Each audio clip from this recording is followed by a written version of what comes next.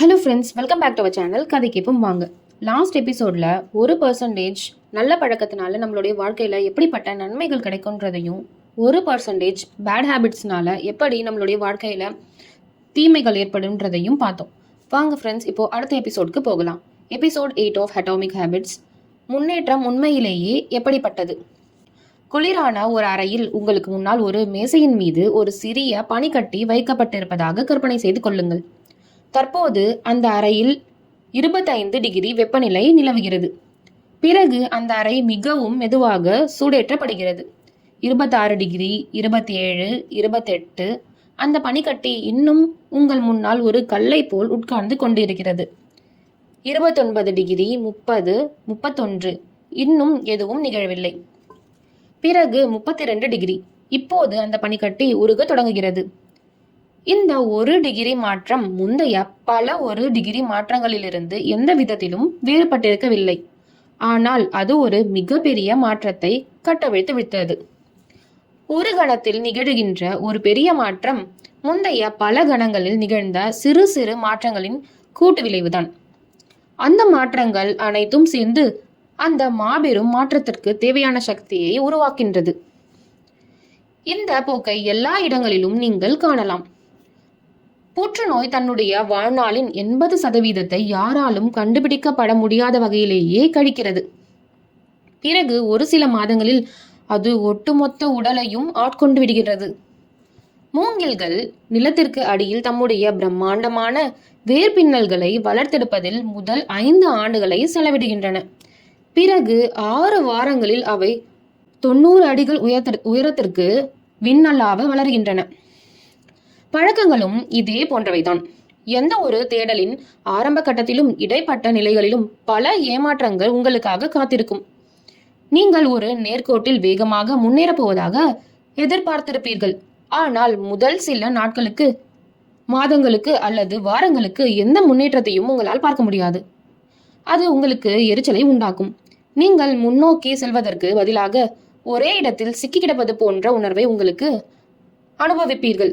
சக்தி வாய்ந்த விளைவுகள் மிக தாமதமாகவே உருவாகும். கூட்டு செயல்முறைகளின் அடையாள சின்னம் இது.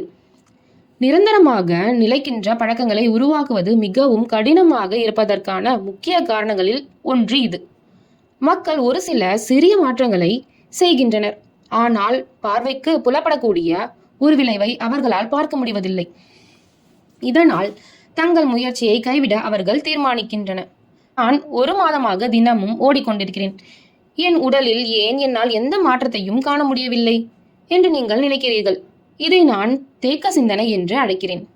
இந்த வகையான சிந்தனை உங்களை ஆட்கொள்ள தொடங்கினால் நல்ல பழக்கங்களை நீங்கள் சுலபமாக விட்டுத்தள்ள தொடங்கிவிடுவீர்கள். ஆனால் ஓர் அர்த்தமுள்ள வித்தியாசம் ஏற்பட வேண்டுமென்றால் இந்த வகையான சிந்தனையை தாண்டி தாக்கு பிடிக்கக்கூடிய அளவுக்கு பழக்கங்கள் தொடர வேண்டும். ஒரு நல்ல பழக்கத்தை உருவாக்கி கொள்ளவோ அல்லது ஒரு மோசமான பழக்கத்தில் இருந்து விடுபடவோ நீங்கள் சிரமப்பட்டு கொண்டிருந்தால் மேம்படுத்துவதற்கான திறனை நீங்கள் இழந்து விடுவீர்கள் என்று அதற்கு அர்த்தமில்லை. மாறாக சற்று முன்பு நாம் பார்த்த அந்த தேக்க சிந்தனையை நீங்கள் இன்னும் கடக்கவில்லை என்பதுதான் அதற்கு காரணம். கடினமாக உழைத்தும் கூட வெற்றி பெற முடியவில்லை என்று குறை கூறுவது, 25 டிகிரியிலிருந்து 31 டிகிரிக்கு அந்த அறையை வெப்பமூட்டியும் அந்த பனிக்கட்டி உருகவில்லை என்று குறை கூறுவதை போன்றதாகும். உங்கள் உழைப்பு வீணாகவில்லை, அது சேமிக்கப்பட்டு கொண்டிருக்கிறது. 32ஆம் டிகிரியில் மாற்றம் நிகழ்ந்தது. தேக்க சிந்தனையிலிருந்து நீங்கள் விடுபடும் போது ஒரே இரவில் நீங்கள் வெற்றி பெற்றுவிட்டதாக மக்கள் கூறுவர். வெளி உலகம் இந்த இறுதி விளைவை மட்டுமே பார்க்கிறது. ஆனால் அதற்கு முந்தைய அனைத்து நிகழ்வுகளையும் அது ஒதுக்கி விடுகிறது. ஆனால் நெடு நாட்களுக்கு முன்பு நீங்கள் முதலீடு செய்த உழைப்புதான் அந்த மகத்தான இறுதி விளைவை சாத்தியமாக்கிறது என்பதை நீங்கள் அறிவீர்கள். இதை புவிசார் அழுத்தத்தோடு ஒப்பிடலாம். 2 கண்டத்தட்டுகள் கோடிக்கணக்கான ஆண்டுகளாக ஒன்றோடொன்று உராய்ந்து வரக்கூடும். ஆனால் அவற்றுக்கிடையே மெல்ல மெல்ல அழுத்தம் உருவாகும். பிறகு ஒரு நாள் அவை மீண்டும் ஒரு முறை உரசும் போது அழுத்தம் மிதமின்றி போகிறது. இதனால் ஒரு நிலநடுக்கம் ஏற்படுகிறது. ஒரு மாற்றம் நிகழ்வதற்கு பல ஆண்டு காலம் ஆகக்கூடும். ஒன்றில் மேதமை பெறுவதற்கு பொறுமை தேவை. பிரபல சமூக சீர்திருத்தவாதியான ஜாக்கப் ரீஸ் இவ்வாறு கூறியுள்ளார். எதுவும் வேலைக்கு ஆகாது என்பது போல தோன்றும் போது கல்லுடைக்கும் தொழிலாளி ஒருவர் ஒரு பெரிய பாறையை உடைப்பதை நான் சென்று பார்க்கிறேன். அவர் 100 முறை அதை தன் சுத்தியலால் அடித்தும் ஒரு கீறல் கூட அதில் தெரிவதில்லை. ஆனால் 101வது முறை அவர் அதை அடிக்கும்போது அந்த பாறை இரண்டாக பிளக்கிறது.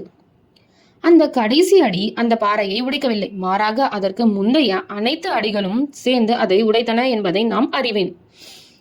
எல்லா பெரிய விஷயங்களுமே சிறிய துவக்கத்திலிருந்து தான் வருகின்றன. தனி ஒரு சிறிய தீர்மானம்தான் ஒவ்வொரு பெரிய பழக்கத்தின் விதையாக இருக்கிறது. ஆனால் அந்த தீர்மானம் மீண்டும் மீண்டும் செயல்படுத்தும் போது அதிலிருந்து ஒரு பழக்கம் உருவாகிறது. பிறகு அது வலுப்பெறுகிறது. ஒரு பழைய பழக்கத்தை முறிக்கின்ற வேலை நமக்குள் இருக்கின்ற ஒரு வலிமையான கருவாளி மரத்தை வேறறுப்பதை போன்றது. ஒரு நல்ல பழக்கத்தை உருவாக்குகின்ற வேலை ஒரு மெல்லிய மலரை நாளுக்கொன்றாக பயிரிடுவதை போன்றது. நாம் நம்முடைய தேக்க சிந்தனையிலிருந்து மீண்டு ஒரு பழக்கத்தை தொடர்ந்து தக்க வைப்பதை எது தீர்மானிக்கிறது? சில தேவையற்ற பழக்கங்களுக்குள் மீண்டும் மூழ்குவதற்கும் மற்ற நல்ல பழக்கங்களின் கூட்டு விளைவுகளை மகிழ்ச்சியாக வைப்பதற்கும் எது காரணமாக இருக்கிறது?